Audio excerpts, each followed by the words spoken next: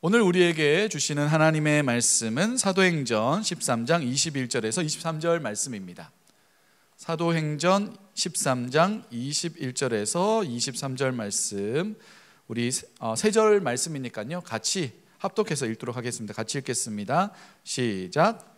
그 후에 그들이 왕을 구하거늘 하나님이 베냐민 지파 사람 기스의 아들 사울을 40년간 주셨다가 패하시고 다윗을 왕으로 세우시고 증언하여 이르시되 내가 이새의 아들 다윗을 만나니 내 마음에 맞는 사람이라 내 뜻을 다 이루리라 하시더니 하나님이 약속하신 대로 이 사람의 후손에서 이스라엘을 위하여 구주를 세우셨으니 곧 예수라. 아멘. 자리에 앉으시고요. 지난 수련회 때 특강 시간으로 우리 5가지 사랑의 언어에 대한 특강이 있었습니다. 제 아내가 이렇게 특강을 했지 않습니까? 이게 단순한 사랑, 남녀 간의 사랑에 대한 이야기이기도 하지만 사람 사이의 관계, 특별히 나와 나와의 관계, 혹은 나와 하나님과의 관계로도 적용할 수 있는, 그러니까 관계의 언어라고 볼 수 있습니다. 오늘부터 이 사순절 전까지는 이 사랑의 5가지 언어, 5가지 사랑의 언어를 좀 살피면서 3월부터 우리가 이제 셀 모임이 다시 개강하잖아요. 그 전에 우리의 마음을 촉촉하게 만들고 서로를 향해서 사랑의 언어로 이렇게 다가가는 훈련도 좀 해보고 셀 모임을 더 깊고 또 친밀하게 누릴 수 있는 준비를 좀 해보려고 합니다. 이런 적 있으시죠? 나의 생각과는 다르게 상대방이 받아들이는 경우, 나는 이렇게 이야기했는데 상대방은 저렇게 받아들이는 경우, 나는 분명히 충분히 설명했다고 생각했는데 상대방은 기분 나빠하는 경우. 그러니까 이 언어라는 게, 관계라는 게 참 어려운 부분이 있어요. 제가 거의 그 성경의 구절에 들어가도 된다라고 생각할 정도의 이 진리에 가깝다라는 구절을 생각해 본다면, 내 마음 같은 사람 없다. 내 마음 같은 사람은 진짜 없습니다. 제 아내가 없으니까 저의 아내도 내 마음 같지 않아요. 서로 사랑하고 수고하고 섬기는 거지, 내 마음, 아내 마음 1대1 딱 싱크로가 맞느냐? 그렇지 않다는 거예요. 그러니까 나의 언어의 의미가 상대방에게 100% 전달되지 않는다는 거예요. 중간에 왜곡도 있고 소실도 있고 또 오해되기도 한다는 거죠. 서로 다른데 그것을 몰라서 생기는 어려움, 아쉬움, 이게 가장 농축되는 관계가 부부나 연인, 그리고 교회 공동체 안에도 제법 있는 일이죠. 이 나중에 대화해 보면 그게 오해라는 걸 알지만 이미 마음이 상해져 있어요. 그러니까 그 감정을 푸는데도 좀 쉽지 않다는 거죠. 이 전체적으로 소통이 제대로 이루어지지 않는 것. 그런데 더 본질적인 이유를 살펴보면 각자 내면이 가지고 있는, 각자 캐릭터가 가지고 있는 주된 언어의 방식이 서로 다르기 때문이라고 할 수 있다는 거죠. 마치 중국 사람에게 한국말로 계속 이야기하는데 못 알아듣는다고 승질내는 거하고 비슷한 거죠. 그러니까 서로가 소통하는 언어의 방식과 스타일이 있다는 거예요. 특별히 이 5가지 사랑의 언어는 사랑, 관계성에 대한 거니까 각자가 사랑받는다라고 느끼는 주된 언어가 있다는 거예요. 이 저자는 사랑 탱크라는 용어를 사용하는데 이런 겁니다. 각자가 채워지길 원하는 사랑의 공간이 사람마다 다 있다는 거예요.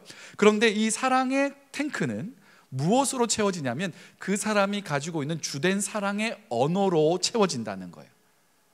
그래서 자동차 혹시 이렇게 운전하시는 분 중에 가장 위험한 실수, 물론 이제 눈 오는데 눈길에서 이제 막 악셀을 밟으면 차가 돌고 이런 실수도 있겠지만 개인에게 오롯이 잘못이 부과되는 실수 중에 가장 큰 건 혹시 그거 아세요?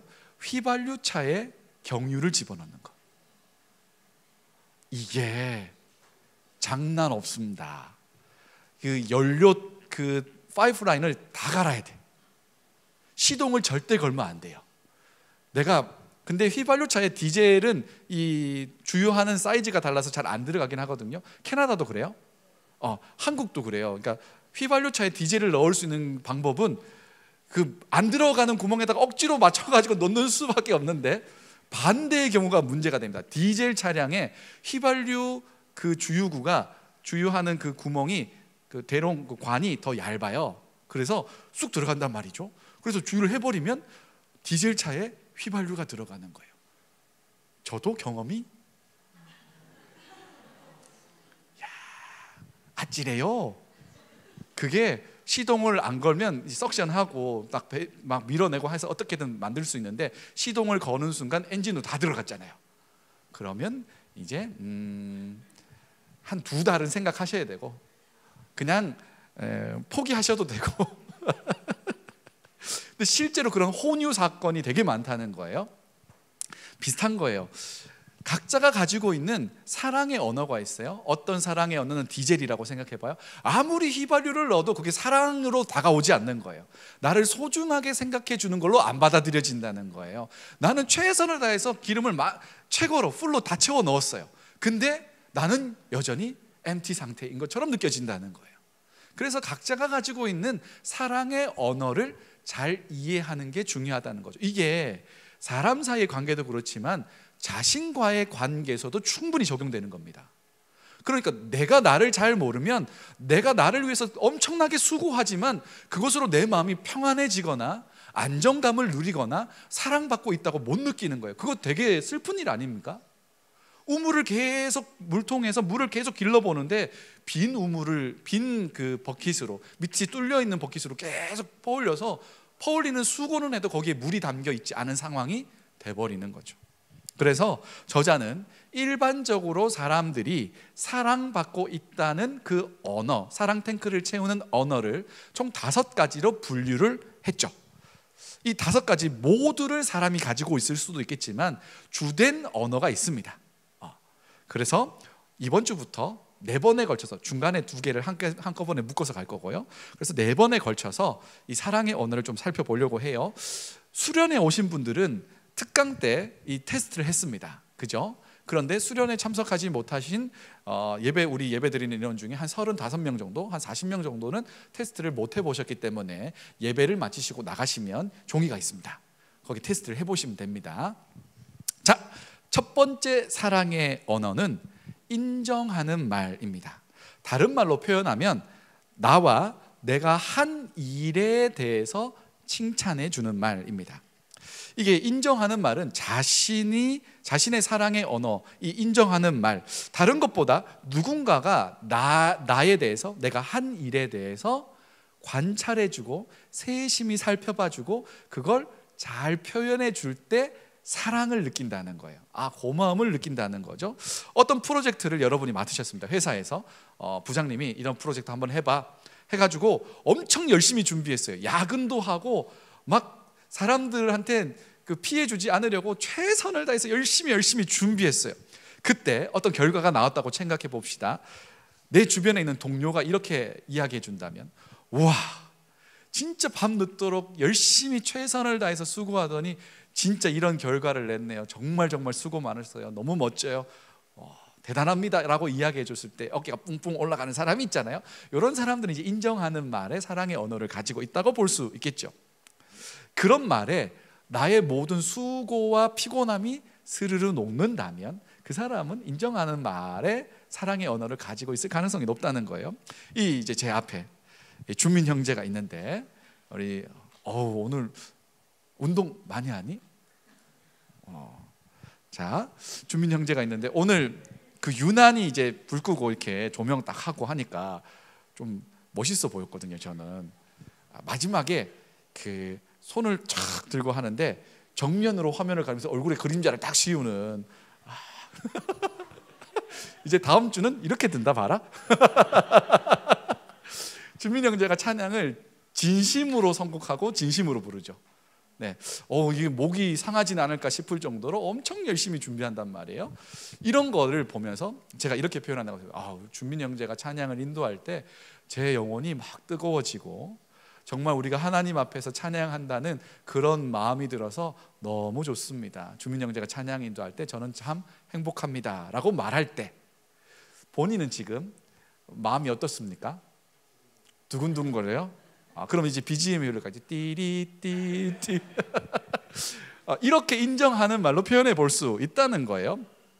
이전에 한번 소개해드린 책이 있어요. 이름보다 오래 기억되는 성품이라는 책.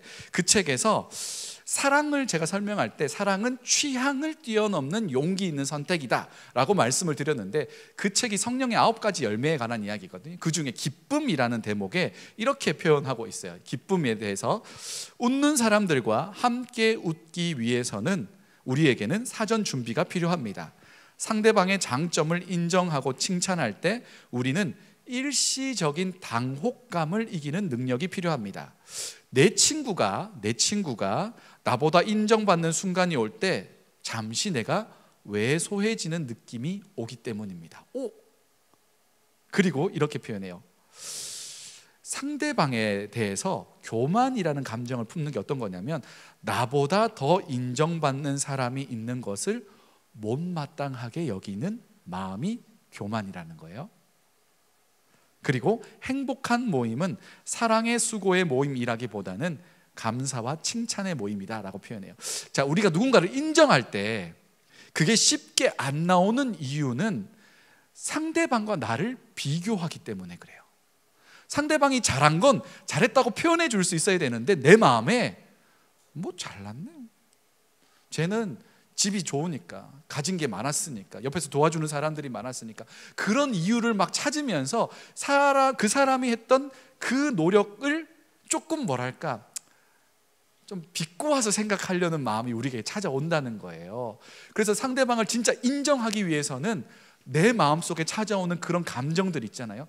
여기서는 당혹한 감정이라고 표현한, 당혹스러운 감정. 그러니까 나도 그런 의도가 없었는데 그런 마음이 찾아온다면 그걸 좀 누를 수 있고 그걸 흘러가게 내버려 두고 나서 상대방을 있는 그대로 존중하며 표현해 주는 게 필요하다는 거예요. 그러니까 상대방을 인정할 때 진짜로 인정하는 건지 인정하는 척하면서 비꼬는지를 우리가 잘 생각해 볼 필요가 있다는 거예요. 상대방을 진짜로 인정하려면 교만한 마음을 내려놓고 겸손하게 그 사람이 했던 일들, 그 사람에 대해서 인정해 줄 수 있어야 된다는 거죠. 실제로 우리도 그렇지 않습니까? 나보다 잘하는 사람에게 진짜 나보다 너무 잘해, 너 참 잘한다 라고 말하는 게 쉽지 않다고요. 그런 이야기를 듣고는 쉽지만 실제로 그 사람에게 해주는 건 쉽지 않은 이야기예요. 예를 들면 이런 겁니다. 이제 부목사님, 저는 부목사니까 부목사님은 보통은 담임 목회를 꿈꾸기 마련입니다. 그런데 누군가가 담임 목사님이 되었대요. 그런데 앞만 봐도 그 사람이 나보다 잘난 게 없어. 설교도 그냥 그렇고, 찬양도 좀 그렇고, 인물도 좀 그렇고. 근데 이분이 담임 목사님이 됐다고 쳐봐요. 그러면 그 사람에게 진심으로 축하를 할 수 있을까? 물론 이제 성숙한 목사님들은 진심으로 축하한다 라고 이야기해야지, 당연히. 근데 그 말을 하더라도 집에 가면 내가 뭐 부족한 게 뭐가 있어서 그리고 괜히 하나님한테 삐져. 하나님 좀 그런 거 아닙니까? 뭐 제가 뭐 특별한 게 있어요? 뭐 이렇게 이제 할 수도 있다는 거예요. 그러니까 우리는 사실은 그런 교만한 마음을 가지고 있고 상대방을 진짜 인정하는 것에 대해서 훈련이 좀 부족해요. 연습을 해야 되는 거죠. 그러면 구체적으로 인정하는 말을 하는 것이 어떤 건지 우리 조금 훈련해 보도록 하겠습니다. 첫 번째는 격려하는 말입니다. 격려하는 말. 이 격려라는 말의 뜻이 뭐냐면 용기를 불러 일으키는 말이에요. 그러니까 상대방이 가진 잠재력을 발견해주고 그것을 표현해주는 거예요. 만약에 누가 있을까요?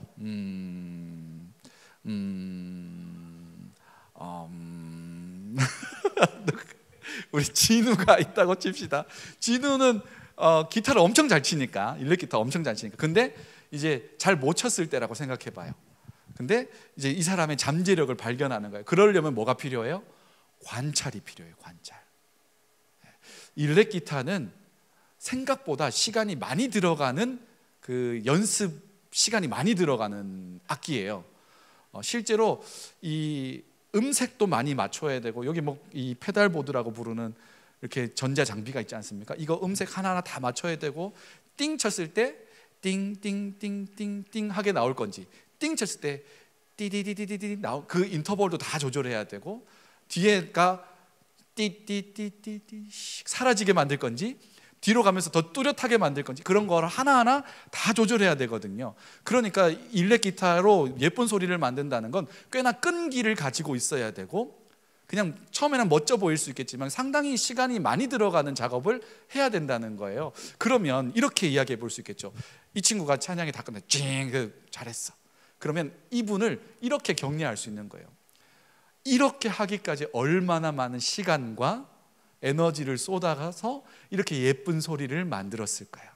당신의 끈기와 당신의 인내와 헌신을 정말 거기에 감사함을 표현합니다 라고 한다면, 이제 다음 주에는 더 정교하게 만들어 오기 위해서 밤을 새면서 네, 상대방이 가지고 있는 그 좋은 자질에 대해서 표현해 주는 거예요.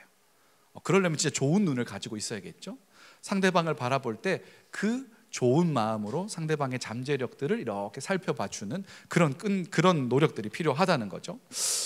우리는 모두 잠재력을 가지고 있는 사람들입니다. 우리가 가지고 있는, 지금 표현되어지고 있는 능력보다 더 많은 잠재력을 가지고 있어요. 그걸 요즘의 언어로는 포텐이라고 하지 않습니까? 이 포텐셜이 터진다 이렇게 표현하잖아요. 우리는 누군가 다 이 포텐을 가지고 있는 사람들이에요. 그런데 그거를 누군가가 인정해주고 끌어내어줄 때 그 포텐셜이 팡 터져 나올 때가 훨씬 많죠. 그래서 좋은 멘토를 만나려고 하는 것도 내 안에 있는 잠재력을 발견해 주기를 원하는 마음이잖아요. 우리가 누군가에게 그런 포텐셜을 이끌어낼 수 있는 사람들이라면 얼마나 서로에게 귀한 존재가 되겠습니까? 그래서 인정하는 말의 첫 번째는 상대방을 잘 관찰하고 그 사람이 가지고 있는 잠재력, 보이지 않는 곳에서 하는 그 노력과 수고를 인정해 줄 때 그 사람이 사랑의 언어로 채워질 수 있다라고 하는 거고요. 두 번째 인정하는 말은 온유한 말입니다. 이거는 인정하는 말을 하는 방식에 대한 이야기입니다. 이 한국말은 똑같은 단어인데 어떻게 표현하느냐에 따라서 느낌이 완전히 달라져요. 이런 거죠. 어떤 사람이 어떤 행동을 했을 때 이렇게 표현해요. 어우, 너무 잘했어요. 참 잘했어요 라고 하는 거하고, 그 사람은 참 잘했어요 하는 거하고 느낌이 완전 다르죠. 최고다 할 때 와 최고다 하고 와 최고다 하는 거하고 느낌이 다르다고요. 진짜 뭐니? 이런 느낌으로 다가올 수도 있고, 똑같은 말인데 다르게 와닿을 수 있다는 거예요. 그러니까 같은 말이라도 상대방에게 어떻게 표현하느냐에 따라 받아들이는 의미가 달라질 수 있다는 거죠. 그래서 인정하기 위해서는 온유한 말을 써야 된다는 거예요. 제가 이제 태어난 곳은 포항이고 사역은 서울에서 했으니까 많이 들었던 이야기, 학교 다닐 때도 그랬고, 학교 다닐 때 애들이 이렇게 이야기합니다. 저는 분명히 통화를 하고 있는 건데, 사랑하는 가족과 통화를 하고 있는데 이 옆에서 왜 무슨 안 좋은 일 있어? 왜 이렇게 화를 많이 내면서 싸우냐고. 저는 싸운 게 아니에요. 사랑을 고백한 것이고 내가 잘 지내고 있다고 이야기하는 것인데, 이 말하는 톤과 이 언어의 뉘앙스에 따라서 사람들이 받아들이는 게 너무 달라진다는 거죠. 자, 서로에게 이야기할 때 잠시 내가 이 사람에게 말하는 톤과 단어가 괜찮은지를 한번 살펴보라는 거예요. 온유하다는 건 주인에게 이렇게 경청하며 듣는 자세를 이야기하거든요. 그러니까 내가 말하기 전에 내가 할 말에 대해서 나도 듣는 거예요. 그리고 이 말이 상대방에게 어떻게 다가갈까에 대해서 한번 필터링해보고 생각해보는 거죠. 보통 우리가 언제 이불킥하고 언제 좀 말하고 나서 후회합니까? 아무 생각 없이 거침없이 내 감정대로 다 이야기할 때, 그때 집에 가서 그때 그러지 말걸, 그때 그런 말 쓰지 말걸 이라고 표현하잖아요. 성숙한 사람은 결국 그 말을 내가 전달하려는 의도에 맞게 단어를 선택하고 그 억양과 톤을 잘 만들어서 전달하는 사람이라고 할 수 있는 거죠. 옆에 계신 분에게 이렇게 한번 연습해 보도록 하겠습니다. 옆에 계신 분을 바라보시고 칭찬할 거 한 가지를 찾으세요. 일단은 그 속 중심 이런 거 하지 말고 일단 외모로만 합니다. 외모로 딱 보고 칭찬할 거 한 개, 뭐 오늘 세팅이 잘 되셨네요. 오늘 아이라인이 아주 그냥 기가 막히게 그려지셨네요. 근데 또 아이라인은 기가 막히게 그려졌는데 아이라인 기가 막히 이게 뭐 이런 거 하면 안 된다고. 자, 한 가지. 자, 온유 여러분 잠시만요. 온유하게 싸우는 거 아니죠? 이걸 인정하는 말을 이렇게 격하게 하실 줄이야. 네, 좋습니다. 아주 감사하고요. 자, 이거는 우리가 노력해야 되는 거예요. 그러니까 신경을 좀 써야 돼요. 내가 말하기 전에 내가 말할 내용도 조금 이해하고, 우리가 사실은 말하고 나서 이해할 때도 있잖아요. 근데 말하기 전에 내가 무슨 말 할지를 이해하고 있어야 돼요. 그리고 상대방에게 맞게 이야기해 줄 필요가 있다는 거예요. 자, 세 번째 인정하는 말은 겸손한 말입니다. 이 빈정대거나 지시하는 게 아니라 부탁하는 걸로 상대방에게 자신의 사랑을 표현하는 거예요. 이거 좀 독특하죠? 자, 겸손한 말, 부탁하는 말은 상대방으로 하여금 선택할 수 있는 권리를 줍니다. 그러니까 상대방을 존중하는 방식이 되는 거예요. 자, 상대방이 내가 부탁하는 것에 예스 할 수도 있고 노 할 수도 있잖아요. 그걸 내가 받아들이겠다라는 전제하에 그 사람에 대해서 이야기를 해주는 거죠. 이거 우리가 하나님께 드리는 기도에도 적용할 수 있는 부분입니다. 기도할 때 제가 많이 말씀드렸죠. 왜 아멘으로 끝난다고 했어요? 아멘은 그렇습니다, 나도 거기에 동의합니다 라는 뜻이잖아요. 왜 아멘해요? 내가 이런저런 이야기로 하나님께 기도를 쫙 했어요. 뭐 이런 거 힘든 거 어려운 거 부탁할 거 막 이야기했어요. 그런데 내가 모든 이야기를 지금 하나님께 꺼내 놓았지만 들으시는 하나님께서 하나님의 선하신 뜻대로 응답하시는 것을 나는 그대로 받아들이겠습니다 라고 아멘하는 거예요.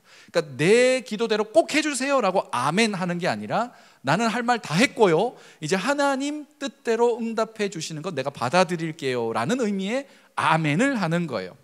이게 하나님의 선택권을 내가 존중한다는 거잖아요. 하나님의 존재 자체를 인정해 주는 거예요.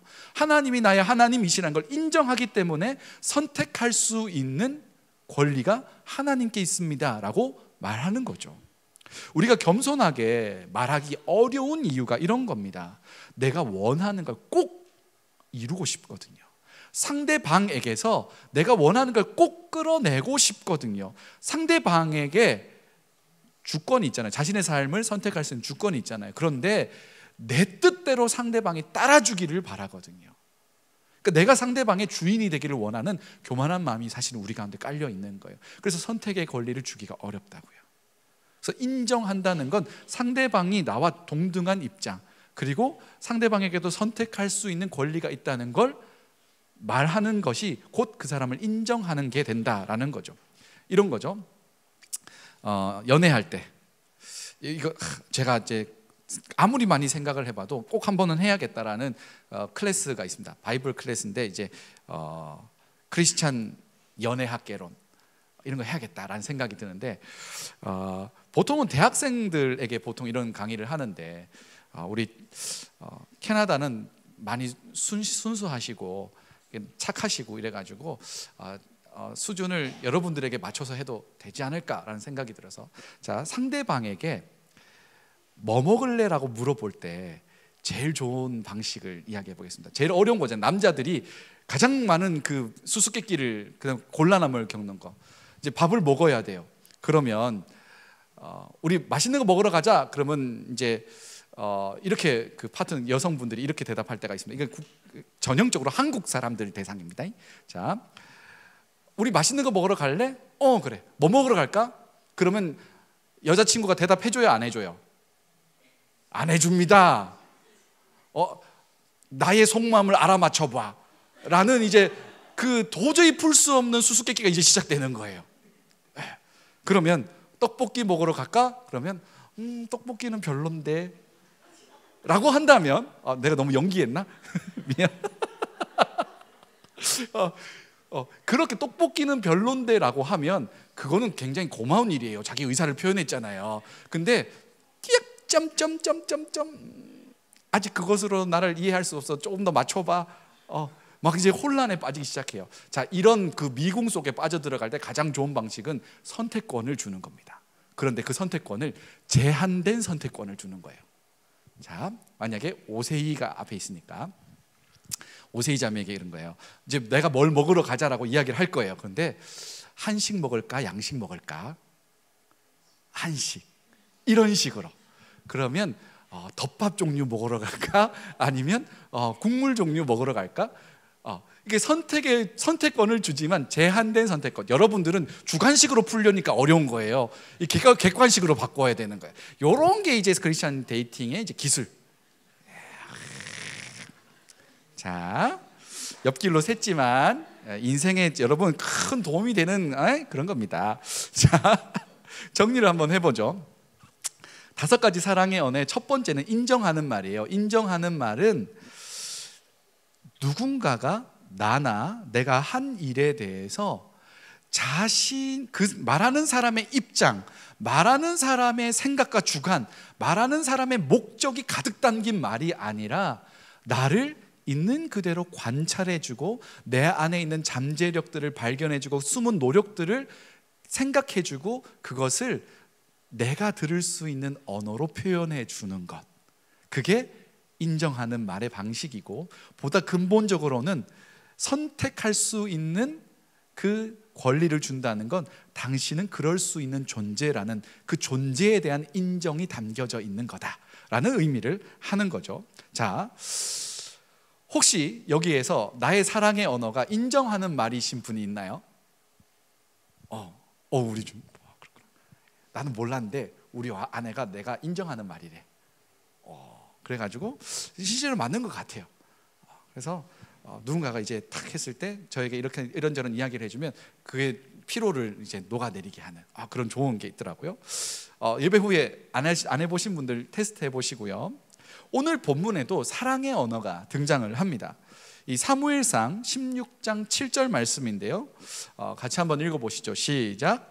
내가 보는 것은 사람과 같지 아니하니 사람은 외모를 보거니와 나 여호와는 중심을 보느니라 하시더라. 아멘. 자, 하나님이 우리의 중심을 본대요. 그러니까 우리의 속 마음과 생각을 다 꿰뚫어 본다는 이야기예요. 하나님이 우리의 속마음을 다 꿰뚫어 본다고 하면 여러분은 좀 어떠세요? 너무 행복하고 좋으신지, 아니면 좀 부담스러우신지, 적당히 보셨으면 좋겠다라는 생각이 드시는지. 왜 그러냐면 하나님이 나를 중심과 마음의 생각을 다 꿰뚫어 본다고 하면 그게 불편할 수 있잖아요. 왜냐하면 나는 하나님 앞에 기쁨과 찬양과 영광을 돌려드리기보다 남들은 보지 못했지만 내 안에 하나님을 슬프게 만들고 아프게 한 죄들이 꽤나 있다라고 생각되기 때문에 그런 거죠. 그렇죠. 하나님이 나를 꿰뚫어 봤어요. 내가 잘한 게 되게 많아요. 하나님을 위해서 열심히 했고 뭐가 되게 하나님한테 말씀드릴 게 많아요. 그런데 하나님 나를 꿰뚫어 본대. 그러면 당당하게 내보이면서 하나님 나를 보십시오 라고 할 수 있겠는데, 내가 뭔가 잘못한 게 되게 많아. 일주일 동안 지금 좀 그렇게 살았어. 그러면 웬만하면 안 보셨으면 좋겠는데 옆 사람 보시고요, 오늘은 좀 스킵해 주시죠 라고 할 수도 있죠. 그런데 중요한 건 뭐냐면 우리의 마음과 생각을 꿰뚫어 보시는 그 분이 누구시냐면 우리 아버지예요. 하나님 아버지라고요. 그러니까 하나님이 우리의 마음을 보신다, 우리의 중심을 보신다라고 할 때 기본적인 스탠스는 사랑의 마음입니다. 긍휼의 마음입니다. 어떻게든 도와주고 싶은 마음이고요, 어떻게든 위로해주고 싶은 마음이고, 혹여나 그 길에서 벗어났다면 잘 다독여서 정상적인 궤도로 갈 수 있도록 도와주고 싶은 마음이 기본적으로 깔려 있는 거예요. 그러니 우리가 잘못한 것이 많으면 많을수록 하나님 나의 중심을 더 보시라고 이야기해야 돼요. 내 연약함, 내가 잘해보려고 했는데 잘 되어지지 않았던 그 상황들 하나님 다 보시고, 내가 내 힘으로 이거 잘 되어지지 않으니까 나를 도와달라고 오히려 자신을 노출하는 게 훨씬 더 낫습니다. 그게 더 현명한 방식이 되는 거죠. 그리고 하나님은 보시는 것뿐 아니라 그 보시는 것을 표현하시는 분입니다. 하나님은 사랑이시잖아요. 그런데 그 사랑을 그냥 혼자 느끼시는 분이 아니라 우리에게 구체적으로 표현하시는 분이십니다. 우리가 볼 수 있고 들을 수 있고 경험할 수 있는 방식으로 표현하시는 분입니다. 오늘 본문은 하나님께서 다윗에게 하신 인정하는 말이 담겨져 있습니다. 오늘 본문이죠. 13장 22절 사도행전 같이 읽도록 하겠습니다. 시작. 패하시고 다윗을 왕으로 세우시고 증언하여 이르시되 내가 이새의 아들 다윗을 만나니 내 마음에 맞는 사람이라 내 뜻을 다 이루리라 하시더니 아멘. 하나님이 사람에게 해주신 말 중에 제가 생각하기엔 가장 아름다운 표현이에요. 이 사람을 보니까, 다윗을 보니까 얘는 내 마음에 합한 사람이다. 하나님이 우리에게 이렇게 말씀해 주신다면, 야, 정말 네가 생각하는 게 내가 생각하던 그거야. 어쩜 너는 내가 생각하는 걸 그대로 같이 생각하고 있니? 정말 너는 나랑 딱 맞아 라고 이야기한다면 얼마나 행복하겠어요? 그런데 여기 보면 내 마음에 맞는 사람이다 라는 말 앞에 있는 부분이 좀 더 많아요. 중요한 부분이 있어요. 다른 글씨, 다른 색깔로 되어 있잖아요. 여기 보시면 다윗을 왕으로 세우시고 증언하여 이르시되, 이 증언이라는 말은 법적인 용어입니다. 법적 용어잖아요.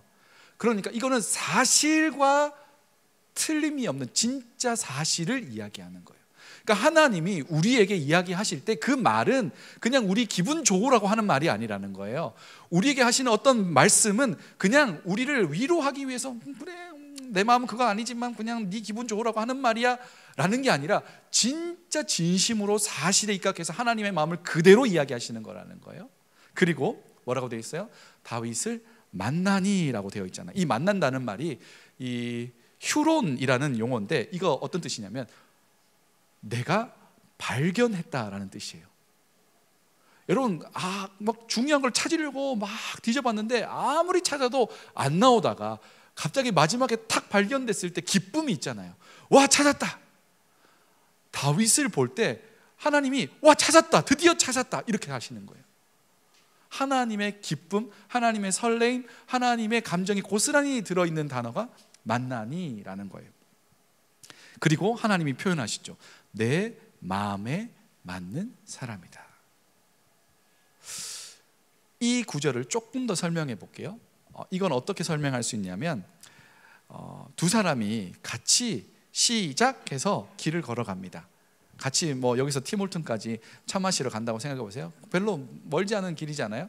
걸으면 한 3분이면 갈 수 있는 길이지 않습니까? 가는데 처음 시작은 같이 걸어가더라도 계단도 있고요, 그 다음에 눈도 조금 있고요, 그리고 도로도 좀 좁으니까, 인도도 좀 좁으니까 걸어가다 보면 속도가 달라질 수 있어요. 각자가 가지고 있는 걸음의 패턴도 다르고 방향도 조금 다를 수 있으니까 어떤 사람은 계단 올라가는 거, 좁은 계단 올라가는 거 싫은 사람이 있고 어떤 사람은 넓은 길로 가는 게 좋은 사람이 있고 각자가 가지고 있는 취향들이 있단 말이에요. 그러다 보니 출발은 같이 했더라도 팀홀튼에 도착하는 시간은 서로 다를 수가 있어요.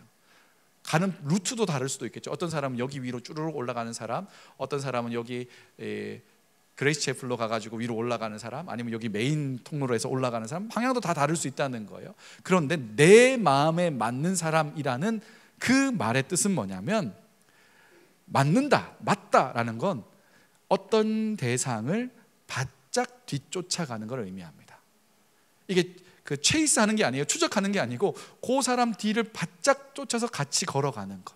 그러니까 다른 말로 표현하면 속도와 방향을 맞추어 걸어가는 것을 맞다라고 표현하는 거예요.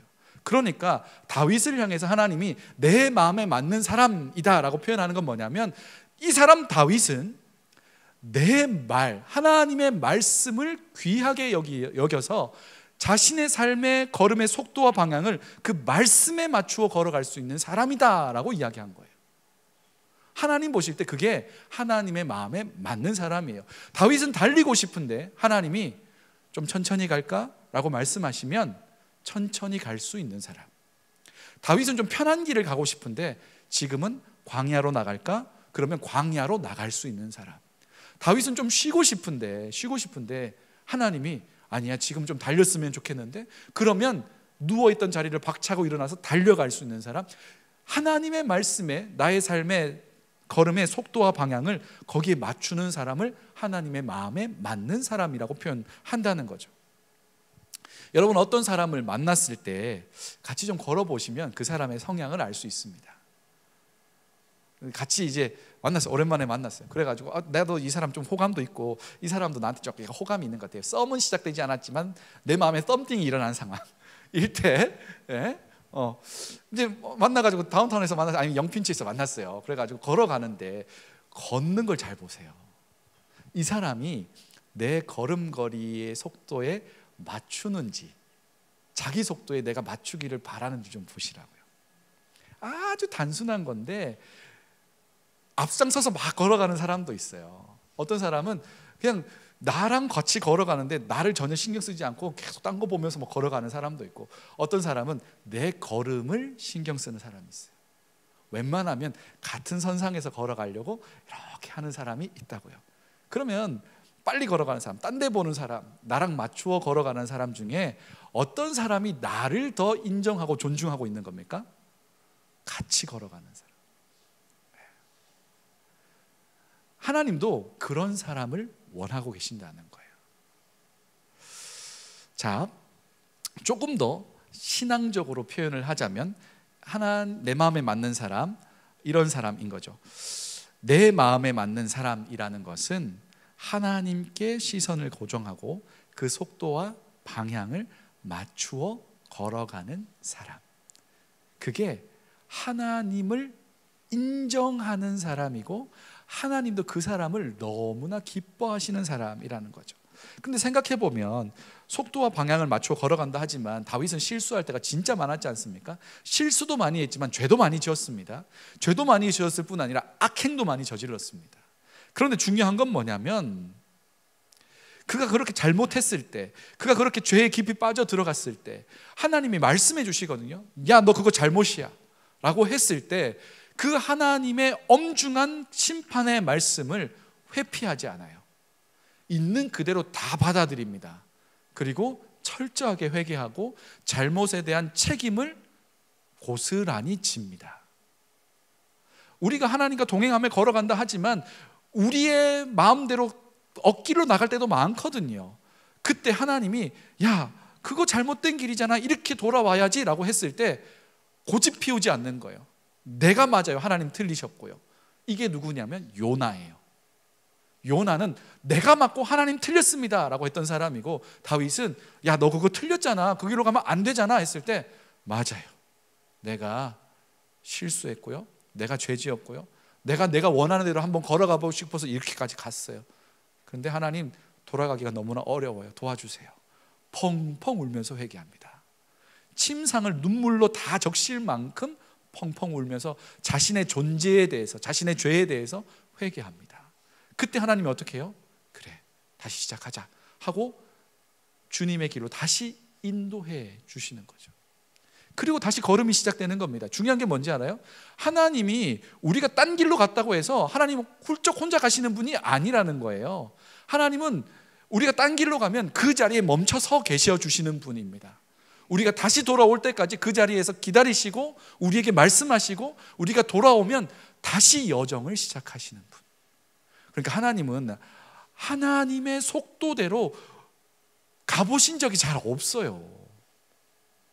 왜냐하면 사람들이 계속 제동을 걸거든요. 그러면 하나님이 굉장히 폭력적인 신이라고 생각해 보세요. 그러면 질질 끌고 갈 거예요. 그런데 그러지 않는다고, 기다리신다고, 멈춰요.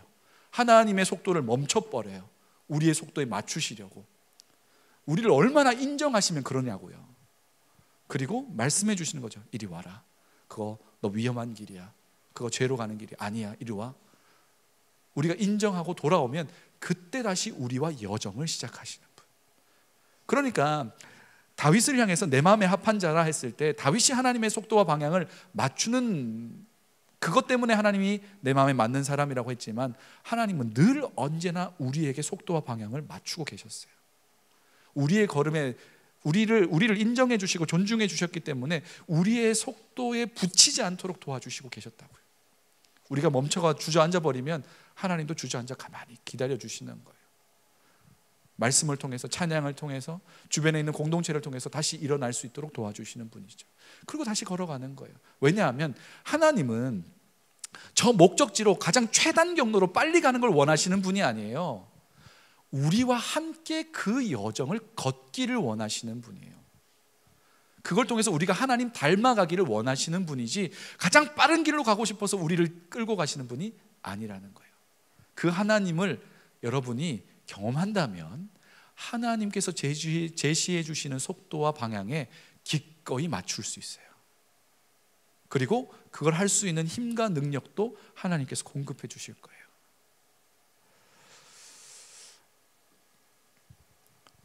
일주일 동안 좀 연습을 해보려고 합니다. 하나님이 그렇게 우리를 바라보듯이 우리도 우리 자신을 그렇게 인정해 줄 필요가 있어요. 여러분, 하다가 어떤 일을 하다가 잘했잖아요. 그러면 진짜 자신을 인정해 주면서 칭찬해 보세요. 그거 내가 나에게 칭찬해 주는 것 막 엄청 겸손해질 필요는 없고요. 만약에 오늘 이런 거 있잖아요. 제가 오늘 그렇지는 않겠지만, 그렇게 하진 않겠지만 이랬다가 쳐봐요.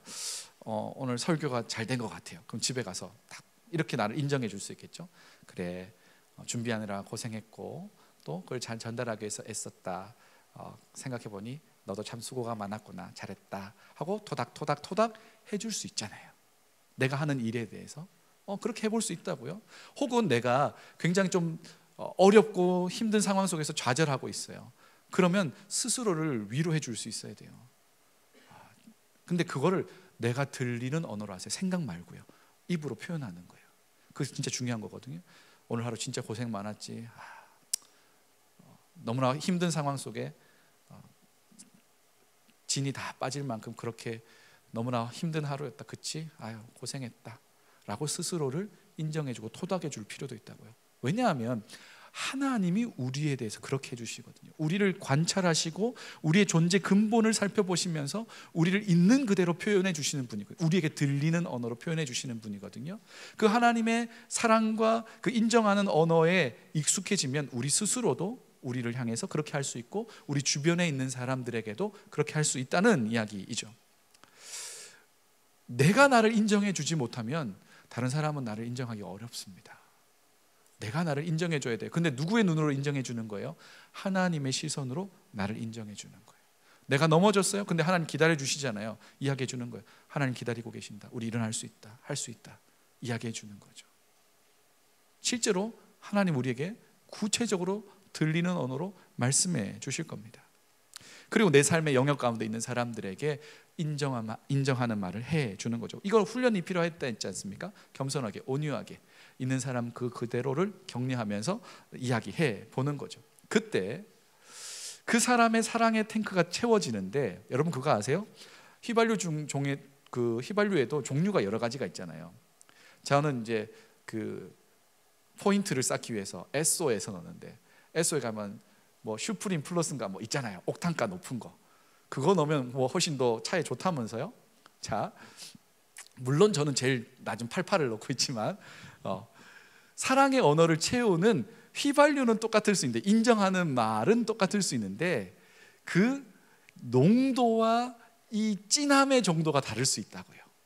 그냥 묽은 것들로 사랑의 탱크를 채울 수도 있고, 진짜 진한 걸로도 사랑의 탱크를 채울 수 있어요.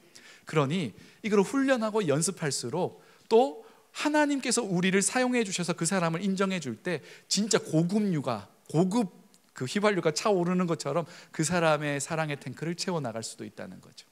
이번 한 주 인정하는 말, 내 주변에 있는 사람, 어떤 사람을 인정해 볼까? 어떤 사람을 있는 그대로 바라봐주고 비교하는 마음 갖지 않고 교만해지지 않고 겸손하게 있는 그 사람을 칭찬하고 격려해 볼까? 한번 사람을 좀 꼽아 보시고요. 그리고 이거 실제로 표현하는 게 굉장히 장벽이 좀 있거든요. 그런데 꼭 해보셨으면 좋겠고, 누구에게 하시면 좋으냐면 가장 가까운 사람부터, 부모님이나 친구나 같은 팀이나 해서 한번 부끄럽지만 한번 해보는 거예요. 이거 부끄러운 게 아니에요. 하나님의 사랑의 통로로 쓰임 받을 수 있는 기회이죠. 그래서 일주일 동안 우리가 사랑의 언어로 상대방을 축복하고 격려하는 우리 모두가 되기를 소망합니다. 기도하겠습니다. 하나님,